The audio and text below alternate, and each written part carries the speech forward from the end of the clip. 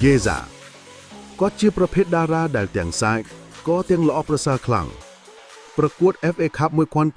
1991គឺរឿងម្ដងមិនទៀត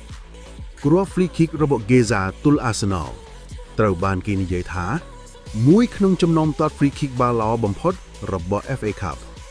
Geza បាននាំ Spurs ទៅដល់ជើងឯក FA Cup 1991ហើយក្លាយជាបេះដូងរបស់អ្នកគាំទ្រ Spurs ដល់សពថ្ងៃនេះឆ្នាំ2017ដល់2013 Spurs បានកើតមានតារាថ្មី Gareth Bale ពី fullback ក្លាយជាអ្នកវាយលុកអស្ចារ្យបំផុត Premier League ការបង្ហាញតួដែលធ្វើឲ្យពិភពលោកភ្ញាក់សន្លប់គឺ Hat-trick ទល់ Inter Milan 2010 លឿបឿនពន្លឺសុទ្ធខ្លាំងថាមពល Bale ក្លាយជារូបសញ្ញាខ្លាំងរបស់ Spurs ឆ្នាំ2013គាត់ផ្លាស់ទៅ Real Madrid ថ្លៃខ្ពស់បំផុតពេលនោះបង្ហាញថា Spurs គឺជាកូនលេខបង្កើតតារាដ៏ធំធំអតីតតារាចក្រ Real Madrid ពេលបច្ចុប្បន្ន Luka Modric ក៏ចាប់ផ្ដើមរលកអាជីពរបស់គាត់នៅ Spurs Modric មានបច្ចេកទេសស្អាតបាល់រលូនការបញ្ចុះបាល់ល្អហើយគេស្គាល់ថា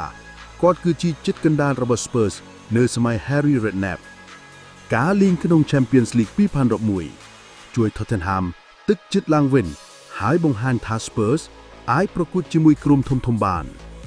ពីសម័យ Hoddle ទៅ Geza ទៅ Bay Hotspur Stadium